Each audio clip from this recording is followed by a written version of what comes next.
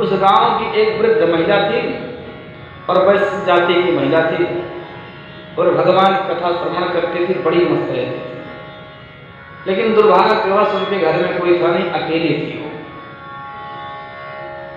और उनके किराना की दुकान भी थी, उस दुकान से अपना सामान इत्यादि बेच करके अपना जीवन का खर्चा चलाया करती थी। एक दिन वो सो रही थी, तो सोते सोते उन्होंने स्वप्न देखा कि वो मर गई हैं और उनकी सारी धन संपत्ति लोग लूट के ले जा रहे हैं। कोई कह रहा है ये वाला घर मैं लूंगा, कोई कह रहा है करोड़ का मैं लूंगा, कोई कह रहा है दुकान मैं लूंगा, सब लूट के ले जा रहे हैं। अब माता जी से उठी, धड़कन तेज, अब क्या करें?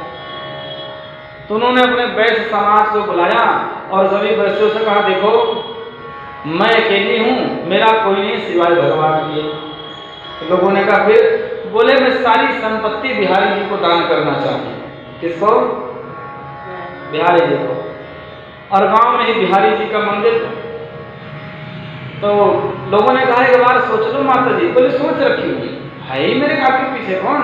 अरे भाई हम राम जी के राम जी हमारे, जब हमारे ठाकुर जी हैं तो मैं ठाकुर जी को ही दान करूंगी। ऐसा मन में संकल्प किया और लोगों ने कहा फिर? बोले कागजात लाओ, कचहरी से कागजात तैयार हुए और उन्होंने अपनी सारी प्रॉपर्टी ठाकुर जी के नाम कर दी। बोलो बिहारी भगवान की, सब दान कर दी। जब दान कर दी तो जाए कहाँ? तो बिहारी जी के मंदिर में रहने लगे। हम लोग भी वही करते हैं, जिसको अपनी संपत्ति लिखते हैं उसी के घर में हम रहते हैं। क्यों? अरे भाई जब तैने ली तो तू तो सेवा कर, और कौन करेगा? ऐसे ही ठाकुर जी के साथ जाकर रहने लगी। एक दिन की बात है कि शाम के समय वो माता जी दूध पी रही थी। तो जब दूध पी रही थी तो उनके दांत के नीचे कुपटाहट की आवाज आई। तो जो मंदिर के पुजारी थे, स्वामी जी थे, उन्होंने कहा अरे भक्ति, ये तुम्हारे दांत के नीचे कुटर कुटर की आवाज कैसी आ रही है? बोले अरे महाराज आप थोड़ी मेवा ज्यादा डाल देते हो ना, तो उसी को चबाती रहती हूँ। महात्मा से मेवा हम, अभी हम मेवा डालते हैं। अरे चीनी डाल देते हैं, यही बड़ी बात है, तू मेवा की बात कर रही है? महात्मा जी आश्चर्यचकित रहेंगे, ऐसा कैसे हो गया? अरे प्रक्रिया चलती रहती है। महात्मा जी की समझ ना हो इसकी दूध में कि मेवा डालता कौन है। एक दिन की बात है कि महात्मा जी भोजन परोस के धर गए, भक्तन भोजन कर लियो। भक्ति भोजन करने गई, भक्ति भोजन कर ही रही थी, इतने में महात्मा जी की नजर पहुंची कि थाली में घी तैर रहा था। बोले भक्त ने घी कहां से लपाई तू? उसने कहा अरे महाराज जी आपने ही तो डाल के दिया था। महाराज बोले घी हम डाल के देते हैं, तुझे दाली खिला दे रहे हैं, यही बड़ी बात है, तू घी की बात कर रही है। उन्होंने अपने मन को समझाया, हो सकता है कि कहीं थाली वगैरह में लगा हो और भक्तन की थाली में आ गया। समय बीतता गया।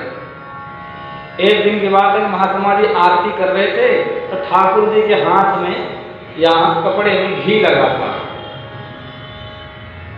महात्मा जी ने बड़ा दिमाग लगाया कि घी आया कहाँ से? तो अपने मन को बहला लिया, अरे आरती पूजा करते लग गया होगा कहीं ना कहीं। फिर अगले दिन क्या देखते हैं कि ठाकुर जी के दोनों कर कमल घी में समे थे। समझिए ये जो भक्तन की थाली में घी आता है कोई और नहीं देता, ये चोर देता है। तो बोले ठाकुर बनके तुम पूजे गए पर तुम्हारी ठकुराई नहीं गई, और तुमको कितनी माला पहना दो पर तुम्हारी चोरी की नहीं, तुम चोरी जरूर करोगे, तुम मानने वाले नहीं हो। अगले दिन क्या देखे कि जो डिब्बा था रखा, धीरे धीरे डिब्बे खाली होने लगे, घी के डिब्बे, मेवा के डिब्बे सब खाली होने लगे। अब तो महात्मा जी को ईर्ष्या हो गई, भक्तन से भी भगवान से भी। बोले हम ठीक है तुम खिला रहे हो, तुम्हारी भक्तन है। बिहारी जी को बोले ठीक है तुम्हारी भक्ति ने, उसने अपनी सारी प्रॉपर्टी तुम्हारे नाम कर रखी, खिला रहे हो ठीक है, लेकिन मैं मना नहीं कर रहा हूँ। मैंने तो इसलिए डिब्बे भर भर के रखे, कल को भोज होगा, भंडारा होगा, बड़े बड़े महात्मा आएंगे तो उनकी सेवा सत्कार हम करेंगे, और तुम सारा भक्तन को खिला दोगे तो कैसे काम चलेगा। परंतु बिहारी जी मानने वाले नहीं, धीरे धीरे सारे डिब्बे खाली हो गए। अब महात्मा जी ने मन में कर लिया कि इस भक्तिन को इस मंदिर से निकाल के जाऊंगा।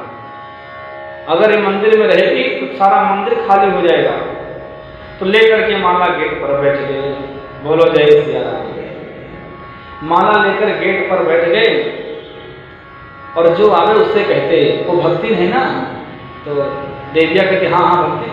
अरे छोड़ो भक्तिन, क्या नहीं बताओ क्या बात है भक्तिन। तो बोले भक्तिन ने एक आदमी रख लिया है। अब भैया जो ही सुने उसके पैरों तले जमीन खिसक जाए। अरे महात्मा जी क्या बात कर रहे हो, तुम इस उम्र में कैसी बात कर रहे हो। अरे भक्तिन तो भक्तिन, तुम नहीं समझोगी। जब मैं कह रहा हूँ तो मैं उसके साथ रहता हूँ, मुझे पता नहीं यही मंदिर में रह रहे हो। और जो ही आवे उसी से कहने भक्तिन ने आदमी रख लिया है।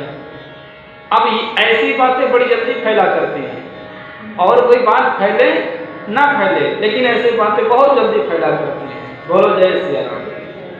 तो भक्तिन गांव में घूम रही थी तो औरतें देख देख कर हंसी ठिठोली करती। तो भक्तिन ने कहा हंस क्या रही हो। बोले हंसने वाले तूने काम ही कर रखा। बोले क्या। बोले अरे तुमने आदमी रख लिया। अब भक्तिन तो पसीना पसीना हो गई। ये किसने कहा। बोले वो महात्मा जी ने कहा। अब भक्तिन रोने लगी कि हे भगवान ये ऐसा कैसे हो गया। तो उस दिन मंदिर नहीं गई वो, ना महात्मा से लड़ी न झगड़ी, वो सीधा अपने वैश्यों के समाज में गई। तो उन्होंने कहा बताओ माता जी हम आपकी क्या सेवा करें। बोले सेवा जो हमने बिहारी जी को दे दिया सो दे दिया, उसे मैं वापस नहीं लूंगी, लेकिन आप लोग पंचायत करो और इस कलंक से मुझे पूर्ण करो, मुझे निष्कलंक करो। जो महात्मा जी ने मुझे कलंक लगा दिया। सबने सोचा है तो समस्या बड़ी गंभीर है।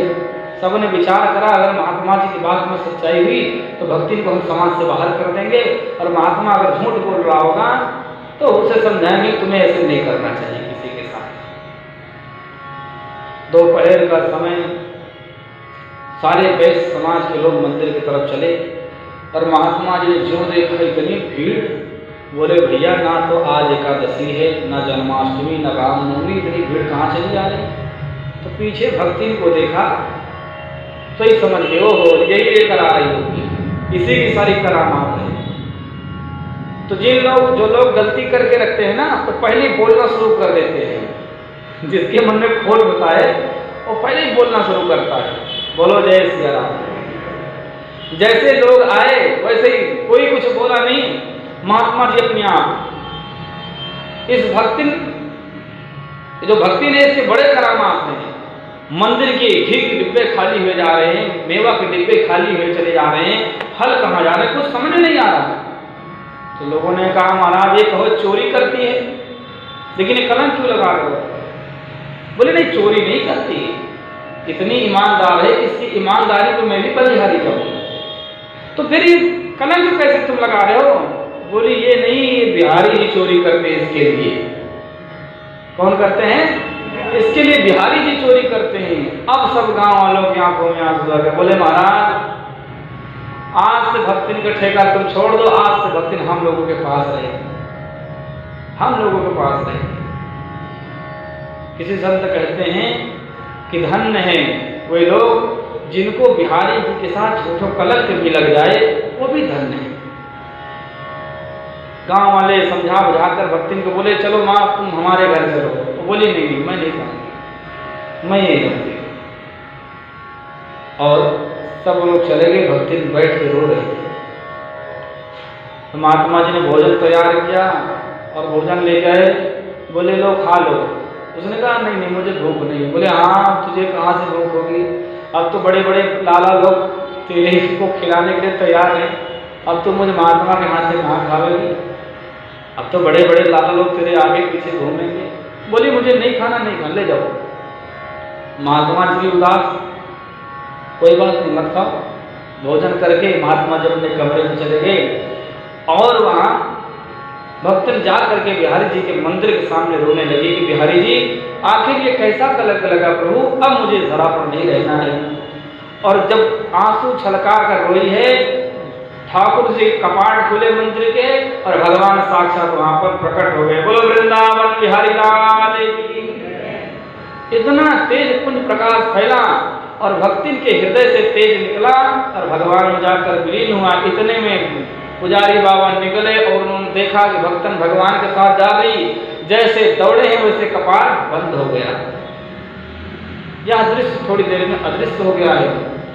ऐसा कहते हैं कि आदमी उस भक्तिन के मंदिर बना दिया गया, वहां पर समाधि जहाँ है, तो भगवान की आरती होने के बाद जो भी पुजारी उस मंदिर में रहता है वो छत पर से जा करके उस भक्तिन को भी आरती दिखलाया करता है। तो कहने का भाव कि जब हम परमात्मा की तरफ चलते हैं, इस कलयुग में भगवान बड़ी आसानी से मिल जाते हैं। त्रेता युग में, सतयुग में, द्वापर में इतनी आसानी से भगवान नहीं मिलते थे, लेकिन कलयुग में परमात्मा बड़ी आसानी से मिल रहे हैं। इसलिए कहा गया कलयुग केवल नाम आधारा, कलयुग केवल नाम आधारा, सुमिर सुमिर नर उतर ही पारा, सुमिर सुमिर नर उतर ही पारा। कलयुग सब जैसा कोई युग नहीं है, बड़ी सुलभता से परमात्मा मिल जाते हैं। बस थोड़ा है प्रयास करना पड़ेगा। क्या करना पड़ेगा? बोलो जय सिया राम। जैसे कल हम लोगों ने भगवान शिव की कथा श्रवण करी। भगवान शिव इतने सरल हैं कि हमेशा राम नाम की माला जप करते रहते हैं। भगवान शिव जी जप करते हैं, लेकिन उनकी पत्नी सती भगवान जी को मानने को तैयार नहीं है कि जो राजकुमार घूम रहे परमात्मा है। ऐसे हम लोग भक्ति करते हैं, लेकिन हमारे बच्चे नहीं मानते, तो इसमें कोई आश्चर्य की बात नहीं है। घबराइयो ना कि हम मानते हमारे बच्चे नहीं मानते, ये तो भगवान के भी घर में होता है। तुम तो इंसान हो। बोलो जय श्री राम। आप अपना कर्म करो, वो अपना कर्म करेंगे। अगर आप इस चिंता में रहोगे कि मैं भी जपूं और मेरे बच्चे मेरे साथ जपे, नहीं जप रहे तो मैं इनको जबरदस्ती लगाऊंगा, तो तुम्हें ही रास्ते से हटा देंगे। इसलिए चक्कर मत पड़ो, जो आप कर रहे हो वो करते रहो। भगवान शिव ने सती जी को समझाया, देवी मान जाओ और भगवान की परीक्षा मत लो, लेकिन उन्होंने भगवान की परीक्षा ली और उसका परिणाम क्या हुआ आप लोग कल देख रहे थे। शंकर भगवान ने उनको त्याग दिया। जब शंकर भगवान ने त्याग दिया, 87,000 वर्ष बाद उनकी समाधि खुली, और समाधि खुलने के बाद जब राम नाम शिव सुमिरन लागे, जानू सती जगतपति जागे, जानू सती जगतपति जागे। भगवान शंकर राम नाम जपने लगे तो सती जी ने सोचा भगवान शिव समाधि से उठ गए हैं, और जाकर भगवान के पास हुई तो भगवान ने एक आसन दिया, लगे कहन हरि कथा रसाला।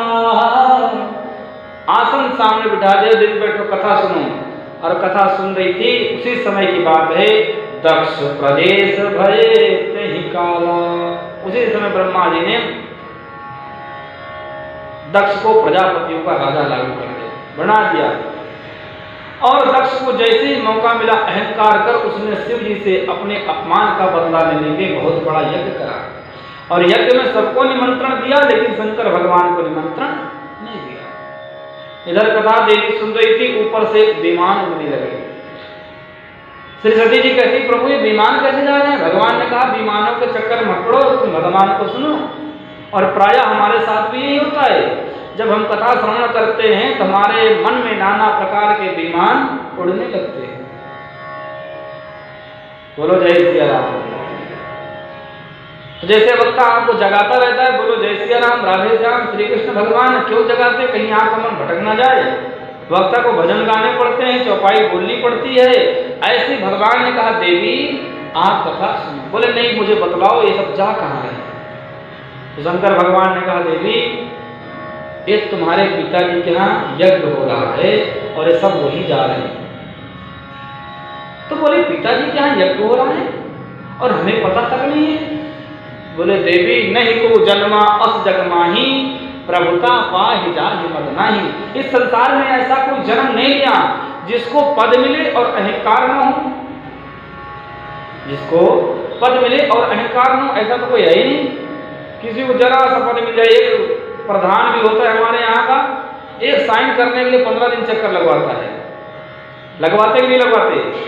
बताओ, बोलो जय सिया राम। उसे अपने पद का हम भाई प्रधान जी हैं, ऐसे वैसे थोड़ी ना साइन कर देंगे, काटो पहले चक्कर गोल गोल। ऐसे ही श्री भगवान कहते हैं कि उस समय दक्ष को अहंकार हुआ और दक्ष भगवान से बदला लेने के लिए सबको बुलाया, लेकिन भगवान को नहीं बुलाया। सती जी बोली मैं चली जाऊं। भगवान ने कहा नहीं देवी मत जाओ। क्यों? जो जाही बिना बुलाए, नहीं भली बात हमारे भाई। कहा प्रभु जाहू जो बिना बुलाए,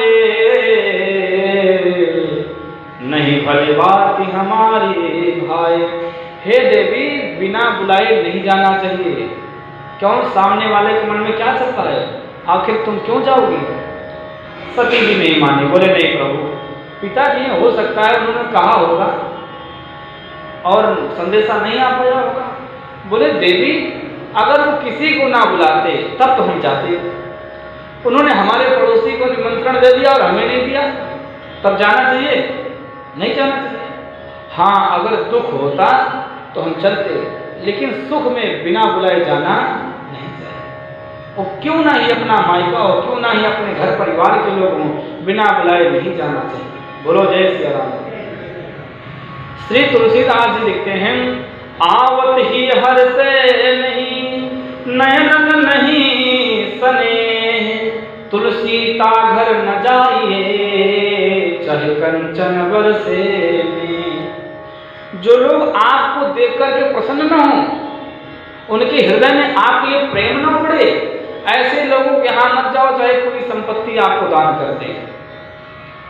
मैं नहीं कह रहा हूं, तुलसीदास जी कह रहे हैं। कौन कह रहे हैं? तुलसी ता घर न जाइए चाहे कंचन बरसे ने। चाहे उनके यहाँ आपके लिए सोने की थाल पलट दे, लेकिन उनके यहाँ मत जाओ, क्योंकि प्यारे प्रेम ही सबसे बड़ा चीज है। कोई व्यक्ति आपको कुछ न दे, लेकिन आपको जाने पर ऐसा जोरदार स्वागत करे, आप उसे याद करो, उसके यहाँ जाना चाहिए। आपका हृदय प्रफुल्लित हो जाए और सामने वाले का हृदय प्रफुल्लित हो जाए। सती जी नहीं मानी, बोली नहीं प्रभु मैं जाना चाहती हूँ। शंकर भगवान ने बहुत रोका, देवी मत जाओ। बोले नहीं नहीं मेरे पिताजी हैं और मैं जाऊंगी। आज सारी बहनें आएंगी, मेरे सारे रिश्तेदार आएंगे, मैं नहीं जाऊंगी। नहीं मैं तो जाऊंगी। शंकर भगवान ने बहुत रोका, नहीं मानी, तो नंदी आदि गणों को भेज करके कहा ठीक है जाओ उनके साथ। लेकिन शंकर भगवान ने हाँ या ना कहा कि तुम जाओ ही। अब तो गणों को कह दिया कि तुम इनके साथ चले जाओ। देवी को कुछ नहीं कहा। गण लोग गए हैं सती जी के साथ, तो दक्ष ने वहां सबको पहले ही मना कर रखा था कि खबरदार, अगर कोई शिव का संबंधी आता है उससे कोई बोलेगा नहीं, तो चाहे क्यों ना ही हमारी बेटी सती हो। बोलो जय सिया राम। सती जी पहुंची, उनसे कोई बोल नहीं रहा है, हर कोई मुंह फेर ले रहा है। तो सती ने सोचा अगर कोई नहीं बोल रहा है, लेकिन एक माँ होगी, माँ तो जरूर बोलेगी। क्यों? माँ तो माँ होती है। कितनी भी लड़ाई हो जाए, कितनी भी झगड़ा हो जाए लड़के से बेटी से, लेकिन जब बेटा माँ के पास आता है तो माँ बोल ही देती है, चल छोड़ सारी बात खत्म करते हैं। बेटा बोले या ना बोले, लेकिन माँ जरूर बोल देती है। एक बार पूछ ही देती है बेटा तुमने खाया हुआ कि नहीं? कई दिनों में तुम मेरे से बात नहीं कर रहा। कोई संत कहते हैं माँ बाप की आंखों में 2 बार ही आंसू आते हैं। माँ बाप की आंखों में 2 बार ही आंसू आते हैं। एक लड़की घर छोड़े तब, दूसरा लड़का मुंह मोड़े तब। जिस बेटे को पाल पोसकर माता पिता इतना बड़ा करते हैं, बेटे के लिए नाना प्रकार की मन्नतें मांगते हैं, जितने भी व्रत पूजन करने सब पुत्र के लिए करते हैं। प्रभु हे भगवान मैं तेरे दर्शन करूंगा, तेरा अभिषेक कराऊंगा, तेरा पूजन करूंगा, तेरे एकादशी का व्रत रहूंगा, मुझे बेटा दे दे। तो वही बेटा जब माँ बाप से मुंह मोड़ लेता है तो उस दिन माता पिता लेते हैं। जिस बेटी को पाल पोस कर माता पिता इतनी युवा अवस्था को प्राप्त करते हैं, जो बेटी अपने माँ बाप को सुख देती है, वही बेटी जब घर से विदा होने लगती है तो माँ बाप रो पड़ते हैं। तो जीवन में 2 बार ही माता पिता रोते हैं, एक लड़की घर छोड़े तब, दूसरा लड़का मुंह मोड़े। बोलो जय श्री राम। ऐसे आज सती जी आई हैं तो उनको देख करके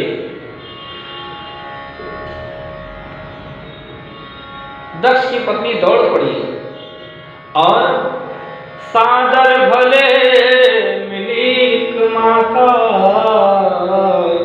भगनी मिली बहुत मुस्काता। केवल प्रेम से अगर कोई मिला है तो उनकी माता जी मिली। बहनें भी हंसी कर रही थी, अरे भाई वाह, जिसको निमंत्रण दिया जाता वो भी आ जाते, कई लोग तो बिना निमंत्रण के भी आ जाते। आपस में हठी ठिठोली कर रही थी।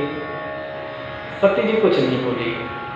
जब यज्ञ की तरफ गई हैं तो वहां पर देखा, ओहो, यहाँ पर छोटे छोटे देवी देवताओं का भाग है, लेकिन मेरे प्रभु का भाग नहीं। सती को क्रोध आया और उन्होंने दक्ष को कहा, अरे दक्ष, तू इतना बड़ा अभिमानी हो गया है कि प्रभु का अपमान कर बैठा।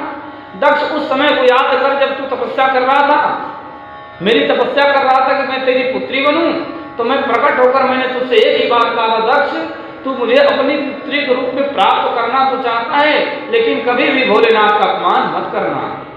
तब तुमने क्या कहा था कि माता मैं सब कुछ करूंगा लेकिन भोलेनाथ का अपमान नहीं करूंगा। आज तूने भोले बाबा का अपमान कर दिया, इसलिए ऐ दक्ष, आज से मैं तेरी बेटी नहीं हूं, क्योंकि यह शरीर तेरे शुक्र से उत्पन्न हुआ है, इसलिए शरीर को मैं नष्ट करती हूँ। अस कही योगी यकीन तन जारा। श्री माता सती जी ने अंगुष्ठ से अपने अंगूठे से योगाग्नि को भस्म किया, प्रकट किया और अपने शरीर को भस्म कर दिया। बोलो सती महारानी की जय। नंदी आदिगण जो है यज्ञ को विध्वंस करने लगे तो भृगुवाद ऋषि ने उनको मारकर भगा दिया। नारद जी दौड़ कर गए, शंकर भगवान से बतलाया, प्रभु वहां पर माता सती ने योगाग्नि में अपने आप को भस्म कर लिया। शंकर भगवान गुस्से में आए और उन्होंने अपनी जटा को उखाड़ कर पटका, एक वीर पुरुष प्रकट हुआ, बोले वीर ते भद्रम। जैसे शंकर भगवान ने कहा, हे वीर तेरा कल्याण हो। लोगों ने समझा भोलेनाथ इसका नामकरण कर रहे हैं, इसलिए लोग उनको कहने लगे वीरभद्र। बोले वीरभद्र भगवान की। बोले भो वीर ते भद्रम, जाओ तुम्हारा कल्याण हो और यज्ञ को जाकर के विध्वंस कर दो। वीरभद्र चले हैं और यहाँ आकर दक्ष को दंडित किया। शिव पुराण में इसकी कथा बड़ी लंबी है। दक्ष को यज्ञ को विध्वंस किया, दक्ष को दंडित किया। इधर श्री तुलसीदास जी के सुनो, सती मरत हर सन वर मांगा, क्या जन्म जन्म शिव पद अनुरागा। हे प्रभु, किससे वर मांगा? भगवान विष्णु से। हे प्रभु, जब भी मैं जन्म लूं तब मुझे भगवान शंकर के चरण कमल प्राप्त हो। तो उन्होंने कहा, किसके यहाँ जन्म लेना चाहते हो? क्या दक्ष के यहाँ दोबारा होगी? बोले प्रभु, मुझे पत्थर की बेटी बना देना, लेकिन दक्ष की बेटी मत बनाना, क्योंकि दक्ष जैसा अहंकारी कभी भी भगवान का सम्मान नहीं कर सकता है। मुझे सब कुछ बर्दाश्त है, लेकिन प्रभु का अपमान बर्दाश्त नहीं है। इसलिए हे प्रभु, मुझे पत्थर की बेटी बना दो। ते ही कारण हिम गिर जाएगी। हिमालय के यहाँ जाकर के जन्म ली, उनका नाम रखा गया पार्वती। बोले पार्वती मैया की। और जब से माता पार्वती का जन्म हुआ है, तब से हिमालय के यहाँ नाना प्रकार की सिद्धियां, अष्ट सिद्धियां, नवनिधियां सब आकर के विराजमान है। एक समय की बात है कि नारद जी आए। किसके यहाँ? नारद जी आए हिमाचल के यहाँ। और हिमाचल की पत्नी का क्या नाम है? मैना। क्या नाम है? सती जी जिसके यहाँ जन्म ले रही थी वो कह रहा था मैं। इसलिए जब दोबारा जन्म ली तो उसके यहाँ जन्म ली जिसका नाम ही है मैना, अर्थात मैं नहीं। कौन है? परम पिता परमेश्वर ही। बोलो जय श्री राम। नारद जी आए तो हिमालय जी ने कहा, प्रभु हे भगवान, हे नारद जी, आप आए हो तो मेरी बेटी का हाथ देखकर बताओ इसके अंदर दोष क्या क्या है। क्या दोष क्या है? लेकिन नारद जी उसमें दोष नहीं बता रहे हैं, गुण बता रहे हैं। क्या बता रहे हैं? गुण, कि तुम्हारी बेटी बड़ी गुणवान है, बड़ी सुलक्षणी है, इसका उमा पार्वती आदि नाम होगा, ये तीनों लोक में पूजनीय होगी और ये परमात्मा की परम प्यारी होगी। तो हिमालय जी ने कहा प्रभु मैं तो आपसे दोष पूछ रहा हूँ, आप गुण क्यों बता रहे? बोले अच्छा 2-4 गुण हैं, सुन लो उसे। क्या हैं? 2-4 गुण। उन्होंने कहा अगुण अमान मात पित हीना, उदासीन सब संशय सीना, जोगी जटिल अकाम नगन अमंगल वेश, अस स्वामी एहि का मिली परिहस्त असिरेख। उन्होंने कहा प्रभु इसके अंदर कोई दोष नहीं है, फिर इसके पति के अंदर दोष होगा। किसके अंदर दोष होगा? पति के अंदर। तो ये कैसा दोष है? तो उन्होंने कहा इसका पति जोगी होगा, जटिल होगा, अकाम होगा। लेकिन वास्तव में नारद जी भगवान शिव की बुराई नहीं कर रहे हैं, आप तो प्रशंसा कर रहे हैं। शंकर भगवान तो योगियों के भी योगी हैं। शंकर भगवान उनको काम जीत नहीं पाया, इसलिए वो क्या है? अकाम है। उनको काम वासना कभी छू भी नहीं सकते। जोगी जटिल अकाम नगन अमंगल वेश, बोले वो जिसका जो पति होगा नग्न रहने वाला होगा, भस्म लगाए होगा शरीर में पूरे। तो मैना जी ने कहा महाराज ऐसा क्यों करे? बोले मैं नहीं कह रहा हूं, फिर इसकी हाथों की रेखाएं कह रही परिहस्त असरे एहि का स्वामी मिले। अब तो मैना जी उदास हो गई कि भैया जिस ब्रह्मा ने हमारी बेटी को इतना सुंदर बनाया, इसके भाग में इतना विचित्र पति लिख दिया। मैं तो अपनी बेटी को नहीं ब्याह कर, ये कुंवारी रह जाएगी ठीक है, लेकिन ऐसे वर्ष इसका विवाह नहीं करूंगा। तो नारद जी ने कहा कि जो ये सारे गुण हैं, ये सारे गुण शंकर भगवान के अंदर हैं। अगर तुम्हारी बेटी का विवाह शंकर भगवान से हो जाए तो कितना बढ़िया है। तो हिमालय जी तो प्रसन्न हुए, गदगद हो गए कि भाई तीनों लोगों का स्वामी हमारी बेटी का स्वामी बनने जा रहा है। तो बोले नारद जी उसके लिए क्या करना पड़ेगा? बोले आपकी बेटी तपस्या करेगी। क्या करे? यदि आपकी बेटी तप करे तो उसे परमात्मा जरूर मिलेगा। मानो नारद जी उनके लिए नहीं करे, हम सबके लिए कह रहे हैं कि सब लोग तप करो, बिना तपस्या के परमात्मा मिलने वाला नहीं है।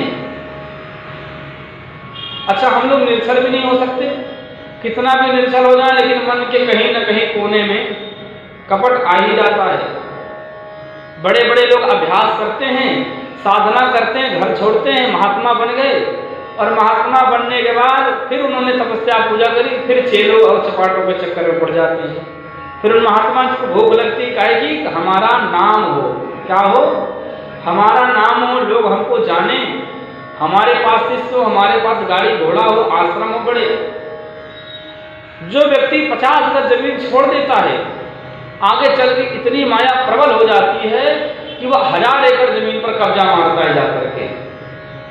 किसकी देन है? माया की देन। बोलो जय सिया राम। तो हम लोग निर्छल नहीं हो सकते, फिर क्या तपस्या करो। 2 ही रास्ते भगवान को, या तो निर्मल हो जाओ या तो तप करो। और माता पार्वती तो निर्मल भी हैं और तप भी करने जा रही हैं। तो हिमाचल ने कहा कि भगवान क्या तप करने से परमात्मा मिले? बोले अवश्य मिलेंगे, तुम्हारी बेटी तप तो करे। लेकिन इधर मैना जी चिंता में हो गई कि ऐसा कैसे हो सकता है? हो सकता है नारद जी की बात झूठी हो जाए। कई बार हमें भी लगता है जी हाँ किसी महात्मा के कहने से ऐसे नहीं थोड़े कुछ हो जाएगा, लेकिन नारद जी ऐसे ऐसे महात्मा नहीं है। नारद जी ब्रह्मा के पुत्र हैं। किसके पुत्र हैं? और नारद जी ऐसे हैं जो अखंड नारायण नाम का संकीर्तन करते हैं। ऐसे व्यक्ति की वाणी झूठी नहीं हो सकती। तो हिमाचल कितना बढ़िया कह रहे हैं, बलु पावक प्रकट शशि माही, नारद वचन अन्यथा नहीं। बलु पावक प्रकट शशि माही, नारद वचन अन्यथा नहीं। हे देवी, चंद्रमा में अग्नि प्रकट हो सकती है, बालू को मथने से तेल निकल सकता है, लेकिन नारद जी की बातें झूठी नहीं हो सकती।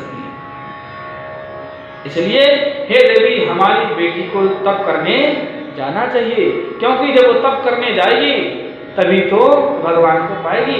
इसमें क्या बुरी बात है? अरे भाई, सभी स्त्रियां तप करती हैं, उनको उत्तम पति मिले, हमारे तो यहाँ भगवान आएंगे। इसलिए हमारी बेटी को तप करने जाना चाहिए। ऐसी बातें कर रहे थे, इतने में माता पार्वती वहां पर आ गई। बोलो जय श्री राम। माता पार्वती ने कहा, मैना जैसे माँ आप चिंता क्यों करती हो? अरे माता, इस संसार में सब कुछ तप के ही बल पर मिलता है। इस संसार में बिना तपस्या के कुछ नहीं मिलता।